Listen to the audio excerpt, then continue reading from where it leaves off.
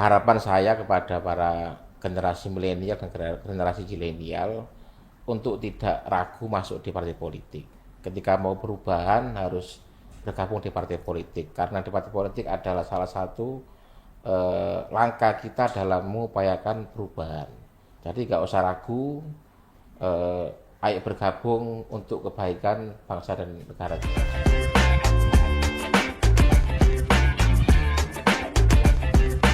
Empower, selamat datang di podcast Suara Rakyat. Kali ini sama saya Vanhar dan gini, kamu pasti sadar kalau akhir-akhir ini itu jagat perpolitikan isinya banyak kan anak-anak muda gitu kan. Cuman yang jadi masalah, kapan hari kan viral juga tuh di sosmed.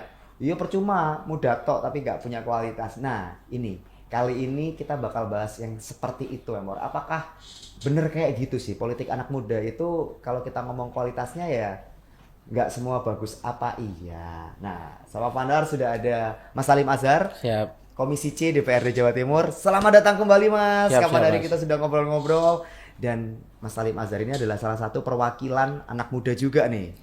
Beda 11-12 lah ya sama Vandar. Mas, ini kan Mas Salim ini kan bisa dibilang perwakilan anak muda gitu kan.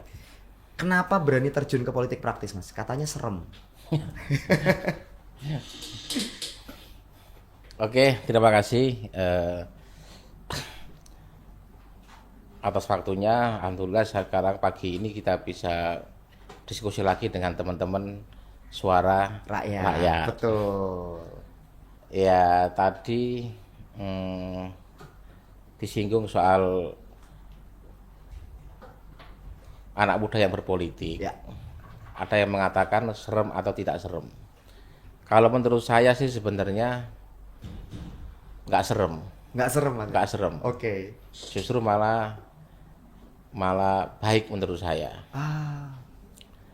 Ya saya ini salah satu kader di politik yang termasuk kategori muda karena umur saya masih di bawah 40 tahun. Masih anak muda, Masih masih anak masuk pemuda. masih masuk pemuda. Betul. Nah, sedangkan saya itu masuk di politik sebenarnya udah cukup lama, udah semenjak tahun berapa ya? Saya di politik itu semenjak tahun 2011. Wow. Masih 30-an, belum 30 loh. Belum. Kok Bahkan berani, Mas? masih sekitar 23 kalau nggak salah itu. Wih. 23 atau 22 gitu kan.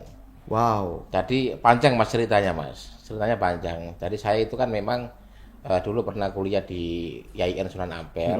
Waktu itu saya aktif di salah satu ormek kampus Oke. yaitu PMII. Oke. Nah, semenjak saya masuk di kampus itu saya memang punya hobi berorganisasi kan. Sejak dulu di MTS, sejak dulu di MA memang saya senang berorganisasi. Oke. Nah, ketika saya masuk di IAIN waktu itu, saya menemukan wah kayaknya saya harus ikut PMII itu kan. Satu karena saya dari orang NU, terus PMII juga salah satu antar punya NU waktu itu, saya bergabung sama PMII. Nah, ketika saya masuk di situ, saya serius Mas.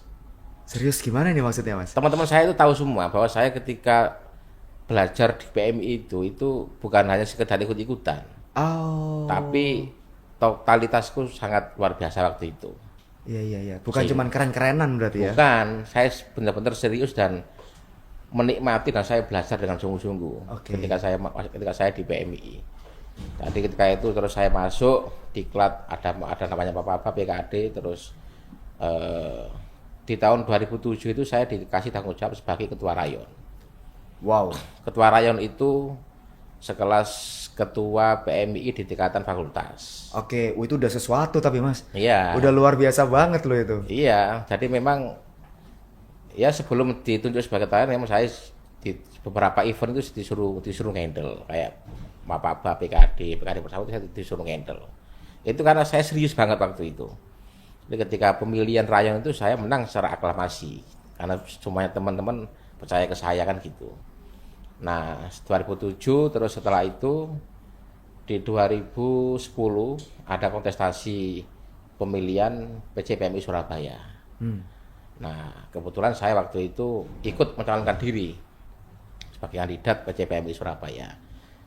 Pemilihannya di Pasuruan waktu itu dan alhamdulillah menang. Wow, terhitung cepat loh itu mas. Iya, dari 2007 saya ketua rayon, Iya. 2009 itu saya masuk di ketua kaderisasi PCPMI Surabaya. 2010 saya mencalonkan diri sebagai ketua umum PCPMI Surabaya, terus saya terpilih. Nah, kalau PMI di Surabaya itu kan skupnya agak luas karena melibatkan banyak kampus kan. Betul. Nah, sekarang itu kalau nggak salah sudah hampir ada 18 kampus atau 19 kampus Wih. yang berafiliasi dengan PMI. Nah, sisa akhir masa jabatan saya di 2000 di Ketua Umum PMI Surabaya itu dari sekitar 2011 itu kan saya hampir selesai kan. Hampir selesai. Tiba-tiba ada salah satu elit PKB waktu itu manggil saya. Oke. Manggil saya di kantor DPW waktu itu, terus bilang, kamu habis ini mau kemana gitu kan. Tak bilang saya belum tahu. Nah, akhirnya dia menawarkan ini di PKB kebetulan ada namanya Banom Baru. Banom Baru namanya Gerakan Mahasiswa Satu Bangsa, Mahasaba. Nah, kalau kamu mau, iki cekelen atau handelen Jawa Timur gitu kan. Wih, langsung Jawa Timur. Langsung, iya. Wih, sakar sih, semangat sih. Jadi setelah itu terus setelah saya selesai kepengurusan di PCPMI Surabaya, terus saya aktif tidak tanggung jawab masuk di partai sebagai ketua Banom PKB Kemasapa Jawa Timur. Oke, jadi itu awal mulanya masuk ke politik Ya. praktis mas ya? Iya. Wih, itu Ya, fast saya track ya? mungkin waktu itu mungkin orang-orang tahu lah ketika saya di PMI bagaimana itu kan. Dan akhirnya ketika saya hampir selesai terus ada saya bergabung. Dikasih kesempatan waktu itu ketua Kemasapa Jawa Timur. Nah, setelah itu sampai 2015 di Jawa Timur saya memegang Kemasapa itu. Saya sudah saya juga waktu itu serius sama ketika saya di PMI-nya gitu kan. Saya bentuk seluruh DPC, saya adakan kumpulkan seluruh DPC beberapa kali event itu kan, masa konsolidasi, artinya itu terhitung sukses. Jadi di mata beberapa para pembina ke masa waktu itu, Jatim itu paling bagus. Wow, luar biasa. Pertama kali padahal itu. Pertama kali. Iya. Karena strukturnya rapi, terus gerakannya ada, kegiatannya ada, maka dianggap bagus waktu itu sama beberapa pembina di pusat itu kan. Wah, ini berarti kalau dengar ceritanya Mas Salim nih ya, Pak War ya, nggak pernah ada masa di mana diremehkan. Katanya, ini katanya Mas ya, banyak anak-anak muda yang masuk ke politik itu mereka malah diremehkan. Mereka tidak dipandang sebagai aset, tapi malah dipandang sebagai token. Habis ganti. Berarti kalau di ceritanya Mas Salim tidak pernah ada di fase yang seperti itu, Mas ya? Saya nggak pernah dalam fase itu. Tapi biasanya kalau di politik itu kan ketika ada anak muda yang terlalu kenceng, terus banyak yang mengajar. Ah, Nah, jelas. Itu masalah lain tuh. Nah, kalau itu mungkin saya berapa kali mengalami. Ya. Untungnya mental saya sudah kebangun soal itu kan. Jadi menurut saya keberadaan saya itu di partai lumayan dianggap. Mewarnai ya? Ya, lumayan mewarnai. dianggap meskipun saya juga punya beberapa kekurangan. Itu ketika kan punya idealisme nih Mas Salim. Dapat serangan, survive-nya gimana Mas? Itu berat banget loh. Saya coba bayangkan, Vandar coba bayangkan kalau ada di posisi Mas Salim. Tabrak kiri kanan. Pusing loh, tiap hari nggak pusing Mas? Ya pasti pusing, pasti jenuh. Tapi untungnya saya sudah terlatih dalam hal itu. Latihannya gimana Mas? Ya dulu waktu di PMI itu.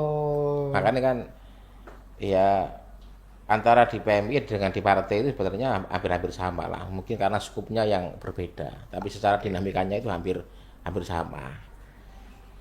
Jadi ya namanya pertandingan kan kadang-kadang beras tumbang, kadang-kadang juga gak tumbang kan sudah biasa kan. Tapi betul. mental itu memang dari awal sudah saya bangun bahwa risiko-risiko di politik apa itu sudah kita siapkan. Nah ini mumpung Mas Salimnya bicara soal resiko nih ya Pak.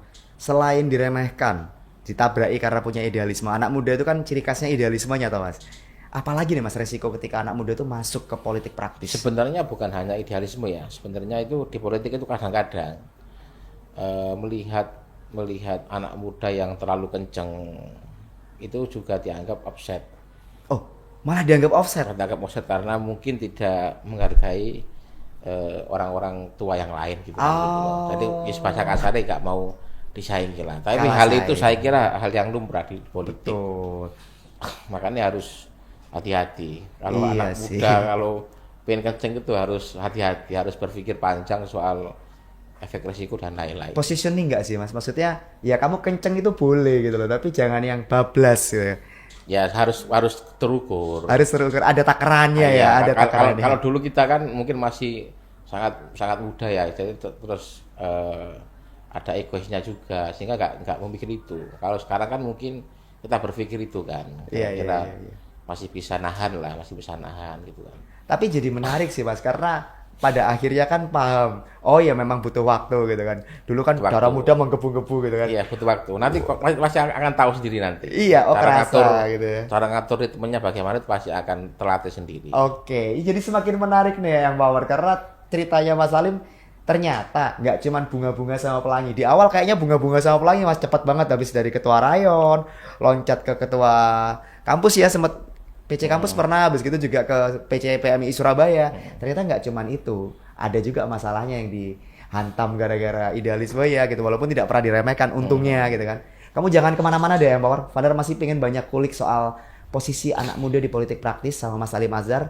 Tetap di episode ini di podcast Suara Rakyat.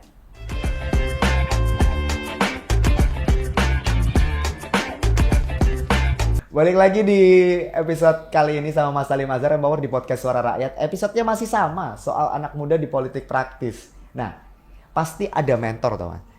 Dalam setiap perjalanannya Mas Salim pasti ada mentornya. Nah, kalau sekarang ini mentornya siapa nih Mas Salim? Ya sebenarnya kalau mentor banyak mas, kalau mentor banyak karena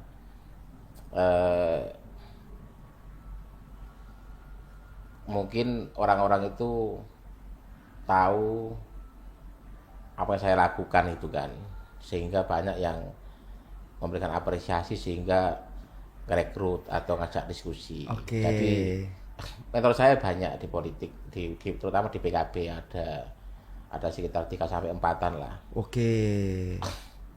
Dan rata-rata sukses semua orang ya. Wow, ya memang kalau orang-orang itu yang sukses-sukses itu ngelihat orang yang gercep, yang mau berusaha, yang punya Iya. kualitas, pasti akan langsung, ayo tak ajari gitu ya. Dan Mas Salim kebetulan berhasil menjadi sosok yang seperti itu, luar biasa loh Mas. Iya. Tapi kan pasti tantangan kan pasti ada toh Mas. Tantangan politik lah ya, kalau kita bilang di internal partai lah, itu kan pasti ada toh. Itu pasti ada. Jadi kembali ke mentor dulu ya. Saya kan tadi belum selesai cerita soal selesai saya di Ketua Kemasyarakatan Jawa Timur, Ya. kan 2015 selesai ya. Setelah itu saya hijrah ke Jakarta. Pindah ke Jakarta. Ke Jakarta. Wow. Pindah ke Jakarta itu sekitar selama 10 tahun. Nah, di Jakarta saya juga aktif di Banom PKB yang Kemasyarakatan itu. Oh, masuk ke DPP malah? Iya. Wow. Namanya. Tadi 2015 sampai 2019 itu saya jadi wakil ketua. Hah? Terus 2020 sampai sekarang ini saya bendahara umum. Jadi posisi sekarang ini saya masih sebagai bendahara umum Banom PKB yang ada di Jakarta, namanya Wih. Mas Abba. Belum selesai, kayaknya tahun ini baru selesai. Oke. Nah, setelah saya proses di Jakarta selama 10 tahun, tiba-tiba ada kontestasi politik kan di 2004 kemarin. Nah, saya diajak sama Ketua DPW PKB namanya Gus Halim Iskandar. Yang waktu Oke. itu sebagai Menteri Desa. Oke. Diajak untuk dikasih kesempatan untuk ikut berkompetisi di Dapil Jatim 10. Jatim 10 itu berarti Jombang Mojokerto. Coba Mojokerto itu dapil berat loh Mas. Dapil berat. Dapil berat loh itu. Waktu itu ada 2 kursi, terus saya sebagai pendatang baru. Hah. Tapi saya waktu itu cukup optimis berhasil. Karena ya keyakinan saya. Ngeri banget nih. Anak muda datang ke dapil yang lumayan berat, Karena kan itu pasti isinya basisnya PKB semua dan orangnya sangar-sangar juga. Itu baru yang PKB, belum partai-partai lain. Ya. Anak muda masuk mendobrak suara Mas dan berhasil. Dari awal optimis, kayaknya perwujudan manifesting positive thinking Mas ya. Itu penting di politik itu. Oh, beneran Mas? Iya. Manifesting positive thinking itu penting. Optimisme itu harus dibangun dengan serius soal di politik. Keyakinan itu harus dibangun. Sehingga ketika kita melangkah itu gak ragu-ragu. Tentunya dengan apa ya? Tentunya dengan ya berpikir tentang sisi kiri sisi kanannya lah, berpikir banyak soal itu. Jadi memang positive thinkingnya itu penting karena supaya kamu kalau mau jalan itu enak, nggak ragu. Kalau ragu di politik nggak bisa Mas ya? Agak susah menurut saya. Karena terlalu banyak ragu itu akhirnya nggak ngapa-ngapain. Ya juga sih. Diem di tempat nggak kemana-mana, cuman mikir ini nanti jangan-jangan seperti ini. Iya mau ke kiri ragu, ke kanan ragu. Itu dia loh. Itu akhirnya malah gak ngapa-ngapain. Malah akhirnya stuck di tempat ya. Ya, jadi harus berani mengambil risiko kalau di politik itu. Jadi kalau mau main aman kayaknya nggak cocok sih ya, Mawar. Kalau kamu niatnya mau main aman nggak cocok buat ada di politik gitu Mas ya. Gak cocok. Harus fight gitu ya. Harus fight. Ngomongin soal partai politik nih kan, mumpung Mas Salim tadi bilang langsung masuk ke DPD waktu itu ya, DPD Jawa Timur ya, ke Mas Haba ya Mas ya. DPW kalau PKB. Oh DPW. DPP. Oke, langsung masuk, belum lulus kuliah langsung masuk ke partai politik. Anak muda yang pingin berkecimpung di politik Mas, haruskah masuk partai politik? Soalnya sekarang itu Fadar lihat ya, banyak di sosmed, mereka itu nggak mau masuk partai Mas. Pengennya ya udah aku bikin social movement aja, gerakan-gerakan sosial aja. Kalau masuk partai enggak deh. Nah, kalau menurut Mas Salim, pripun tuh Mas? Tapi sebenarnya itu Mas, politik dulu sama sekarang itu sudah agak berbeda. Oke. Perbedaannya itu sekarang itu parlemen baik di tingkat DPR RI, DPR provinsi sama kabupaten itu sudah banyak wajah-wajah anak muda. Oh iya banyak banget tapi Mas. Iya. Anak muda. Banyak banget. Termasuk di Indrapura, Jawa Timur pun banyak yang muda sekarang itu. Bahkan Komisi C anak mudanya banyak muda semua. Muda semua loh Komisi C itu. Lah yang tua itu. Muda semua. Artinya gini, itu sudah ada penggeseran tradisi kan. Kalau dulu saya kira orang muda itu agak susah masuk di partai. Lebih didominasi oleh orang tua. Nah, sekarang itu sudah ada kesadaran bersama itu kan, bahwa yang muda itu kasih kesempatan. Kalau nggak itu nanti yang teruskan siapa gitu loh. Wah, termasuk sih. DPKB itu menurut saya partai yang benar-benar memperhatikan anak muda itu DPKB. Oke, berarti memang kalau di partainya Mas Salim di PKB itu anak muda punya ruang yang nyata. Oh iya bos. Gak cuma jangkep-jangkepan kan Mas? Gak jangkep-jangkepan. Artinya anak muda yang jangkep punya potensi pasti akan didorong. Oke, berarti memang kalau kita bicara anak muda yang ingin masuk ke politik itu harus masuk ke partai politik. Harus. Social movement aja nggak cukup nih Mas? Gak cukup. Ya mungkin dari sosial itu bisa lah. Oke. Sehingga nanti partai punya pertimbangan untuk merekrut dia. Modelnya ya. Di sosial nggak cukup karena kebijakan itu adanya di politik kan itu. Oh iya juga sih. Jadi tetap harus bergabung di partai politik. Karena bagaimanapun juga yang ada di sektor pembuat kebijakannya dari partai politik. Dari partai politik. Kalau mau punya ambisi untuk perubahan ya harus di partai politik. Social movement itu jadikan apa istilahnya? Kalau kata teman-teman Vander adalah political capital, modal politiknya dulu, modal sosialnya dulu. Iya. Oke. Ketika tadi Mas Salim bilang kalau di partai difasilitasi, nggak cuma jadi jangkep-jangkepan. Itu kan di partai Mas. Kalau di parlemennya sendiri gimana Mas? Di DPRD Jatim sendiri, anak-anak mudanya ini sama. Ya mungkin ada waktunya mereka untuk belajar gitu kan. Tapi PKB itu menurut saya partai yang benar-benar serius dalam hal memperhatikan kader muda. Ya termasuk ada struktur DPP, terus ada banom-banom yang dibuat oleh PKB itu kan. Itu salah satu banom itu untuk mengisi anak-anak muda yang punya kemauan, punya potensi baik di partai untuk masuk ke sana. Diberi ruang untuk ekspresi ya. Iya, jadi kayak di PKB itu ada banom namanya Garda Bangsa, ini khusus pemuda. Ada Kemasaba khusus mahasiswa. Ada Perempuan Bangsa untuk kader-kader perempuan. Ada Gerbang Tani, ada Panji Bangsa sekarang yang Baru ya? Iya baru itu Panji Oke. Bangsa. Ada gerbang tani. Semuanya itu sudah disiapkan. Oke. Bahwa pemuda ini di sini nantinya fokus pada wilayah ini itu kan. Itu sudah disiapkan semua. Tapi kalau di ekosistem Indrapura nih Mas, anak mudanya ruangnya sama nggak Mas? Maksudnya jangan-jangan ketika di partai politiknya sudah bagus, begitu masuk ke parlemen kalah sama senioritas. Seniornya bilang, sik, gurung wayamu. Kalau bicara kebijakan nanti dulu. Apakah di legislatifnya juga? Enggak lah, kalau soal kebijakan tetap apa ya, tetap dibahas bersama. Oke. Kalau soal kebijakan nggak bisa sepihak. Ya cuman ada ya gini. Kalau soal itu mungkin faktor kemampuan ya dan pengalaman kan. Karena yang baru masuk itu kan belum tentu dia menguasai soal legislasi dan lain-lain kan. Betul. Jadi mereka juga butuh tahapan untuk belajar ke situ. Nah mungkin disitulah sehingga partai itu mempercayakan kepada orang-orang yang lama, yang kompeten dalam hal apa itu yang regulasinya berjalan. Itu. Ini jadi menarik sih. Tapi di situ kan yang muda juga dikasih kesempatan untuk belajar, untuk belajar berproses kan. Caranya ini bagaimana itu juga dikasih kesempatan. Gak terus ditinggal itu enggak. Nah disitulah namanya ruang kaderisasi. Jadi nggak cuman anak muda terus dilepas liar enggak, tapi mereka dibimbing. Kayaknya ini yang mengubah pola pengalamannya Mas Salim sepanjang itu, yang mengubah nggak lagi tabrak-tabrak gitu Mas ya. Nggak lagi idealismenya kenceng tapi kayak ya tahu takarannya. Apakah momen-momen seperti itu Mas Salim di politik itu? Ya gini Mas, kalau soal tabrak menabrak itu kan sesuatu yang berbeda, sesuatu yang berbeda kan gitu loh.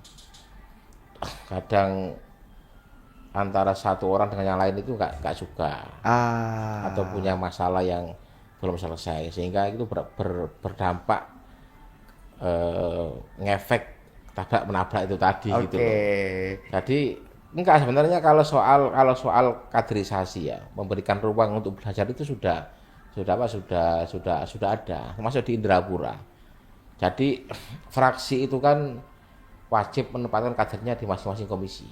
Wajib ya? Wajib. Harus dipecah, ya, nggak boleh ngumpul. Nggak boleh ngumpul, sesuai dengan kesepakatan bersama. Bahwa komisi ini siapa ketuanya itu komisi kompromi kan itu kan. Nah di situ partai juga sudah mulai melihat kan, oh anak ini potensinya di sini komisi ini, anak ini di komisi ini, kan sudah dilihat secara kapasitas masing-masing.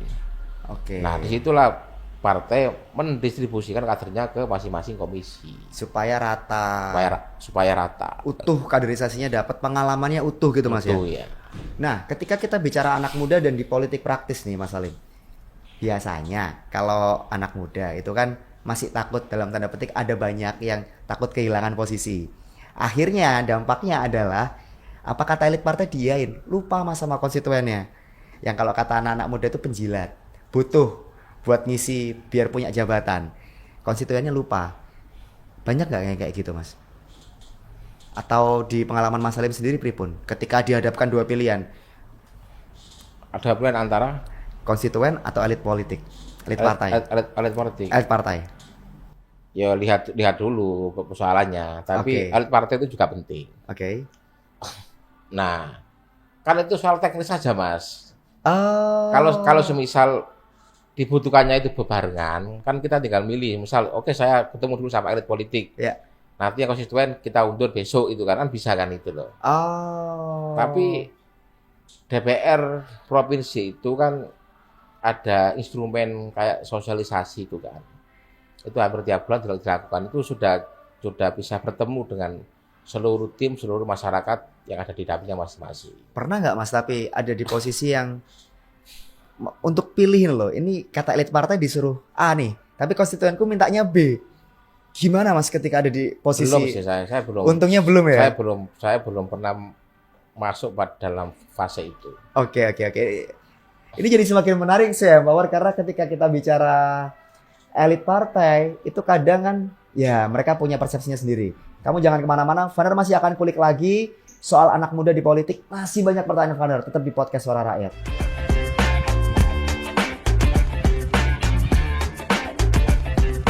Balik lagi di podcast Suara Rakyat Empower, masih sama Vanhar, ada Mas Salim juga. Mas, tadi kan kita sudah sedikit cerita soal historinya Mas Salim ya kan. Tapi gini, masalahnya anak-anak muda sekarang itu apatis sama politik. Faktornya banyak, Mas. Gimana caranya supaya mereka itu bisa tetap relevan di dunia politik ketika mereka sendiri apatis? Apa ya? Mungkin mereka belum memahami aja, belum memahami sehingga masih ragu-ragu lah, masih ragu-ragu. Kadang-kadang gini, ada sedikit pemberitaan yang kurang bagus di masalah politik itu kan. Sering, Mas. Nah, itu pasti diolah terus gitu kan. Iya, Seolah-olah bahwa politik itu nggak ada baiknya. Politik itu nggak ada bagusnya. Mereka itu salah sebenarnya. Oke. Karena yang merumuskan undang-undang atau yang bisa merumuskan perda itu kan DPR. Iya loh, itu bener loh. Nah, itu nggak dilihat sama masyarakat itu loh. Oke. Atau mungkin belum tahu. Nah, ketika kita sudah bisa membuat atau menghasilkan sesuatu produk legislasi yang bagus, itu kan nggak mungkin juga diapresiasi. Giliran salah dikit, waduh ceritanya panjang loh. Artinya ada framing yang kurang bagus menurut saya soal politik itu kan. Nah, disitulah sehingga anak-anak muda itu ragu. Oke. Bener tak kira-kira saya di politik itu akan baik itu kan? Itu dia, banyak pertanyaan seperti itu banyak banget Mas. Di Instagram, di TikTok banyak banget. Iya. Iya. Makanya kan harus dicoba, masuk dulu, setelah itu tahu apa itu baru bisa menjustifikasi atau menilai kira-kira seperti apa di politik itu. Kadang juga ketika dianya itu sudah pengen maju Mas. Misalkan ada satu orang anak muda bagus nih ya, dia punya social movement yang bagus, punya gerakan sosial yang bagus. Dia sadar itu Mas, dia masuk ke politik. Yang ngebully itu teman-temannya Mas. Kamu itu loh udah bener-bener punya gerakan sosial A, B, C, D lah, kok masuk partai? Dibully malah sama teman-temannya. Gimana kalau kayak gitu Mas? Ya, biasa. Oke. Setelah dibully itu, ya kita dengarkan dengan baik itu kan. Tapi tetap kita melakukan hal-hal yang baik sehingga nanti mereka akan tahu hasil yang didapat itu apa. Harus tahan banting berarti ya? Oh iya bos, itu apa ya? Itu modal utama. Oke. Mental itu harus kuat di politik itu. Karena mau masuknya aja pasti udah omongan gak enak, Iya. wang gitu ya. Dirasani. Iya. Banyak yang kayak gitu. Fitnah itu kan udah biasa di politik. Makanya kan tadi saya bilang di politik itu paling utama itu sebelum pandai, sebelum pinter ya itu harus punya modal mental yang kuat. Tatak lah kalau ada Surabaya. Harus tatak ya, Mawar. Kamu tuh kalau mau masuk politik, kalau kamu mau bawa perubahan, kamu harus tatak. Nah, tapi kalau kita ngomong soal tatak dan citra politik yang sedang karena framing tadi sedang tidak baik-baik saja, Mas Salim sendiri supaya bisa mengubah itu gimana, Mas? Ada upaya nggak? Atau malah dibiarin aja? Ya udah biarin, toh nanti juga hasil kerja saya yang akan bicara. Mas Salim lebih di posisi yang mana? Ya kita melakukan hal-hal yang sesuai dengan aturan. Semisal kayak di provinsi itu ya kita sering menyapa masyarakat dengan pakai instrumen Solo Sembilan tadi. Oke. Nah, itu adalah salah satu instrumen DPRD untuk bisa dialog bertemu dengan konstituen yang ada di dapilnya. Oke. Saya kira itu semuanya begitu di DPRD ya, karena kita harus mengumpulkan orang 125.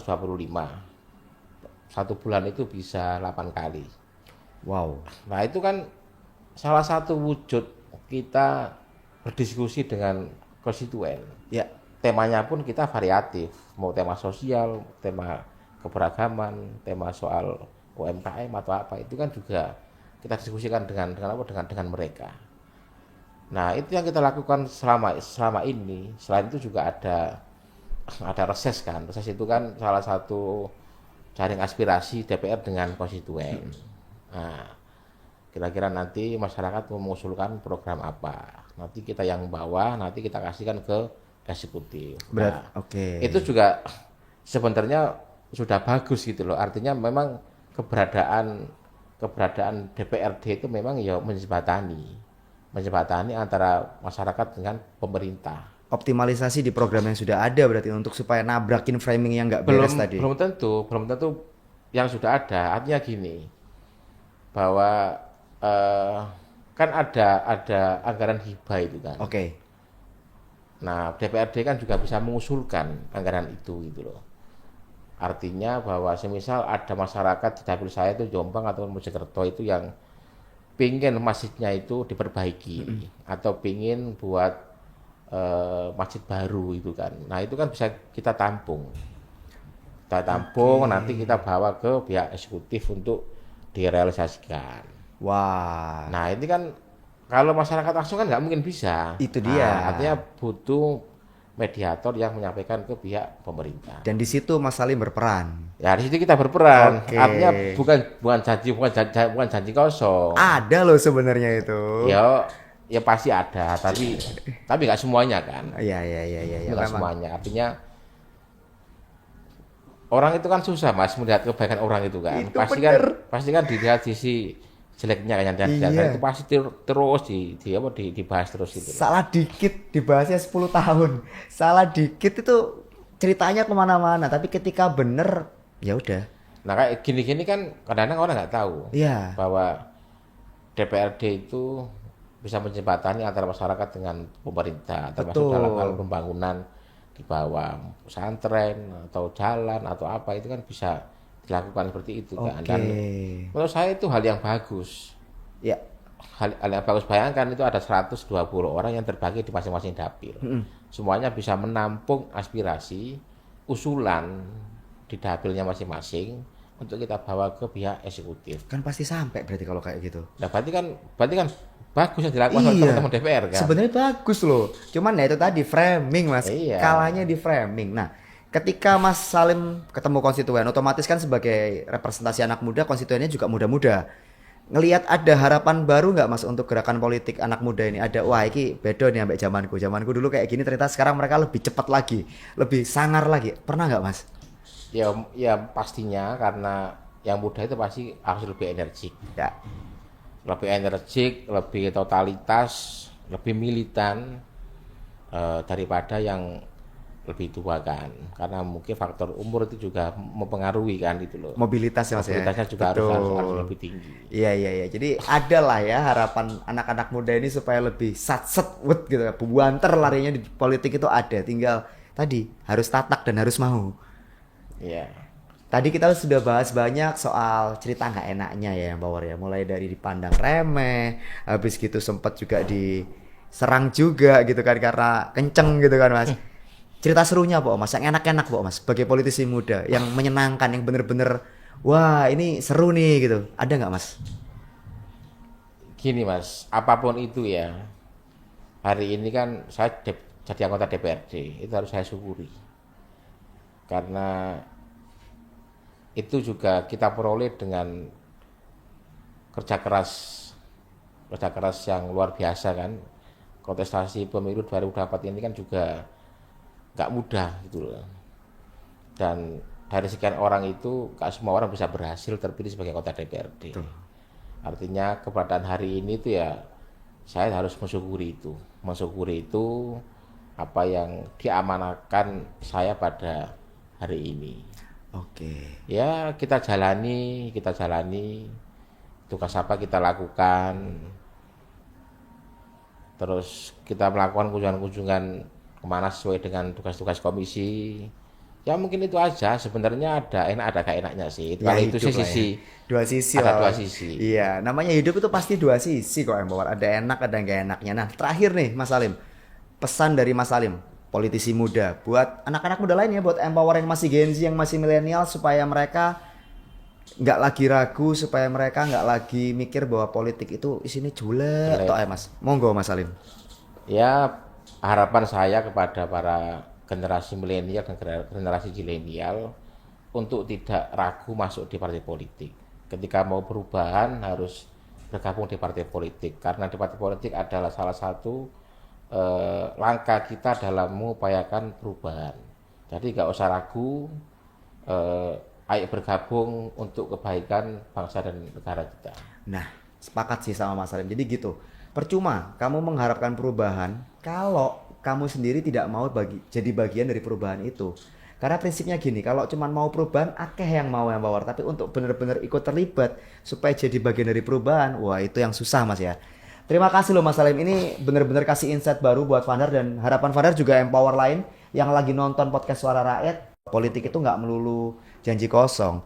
Ada loh effortnya. Tapi untuk masuk ke situ, kamu yang muda-muda nggak boleh cuma diem.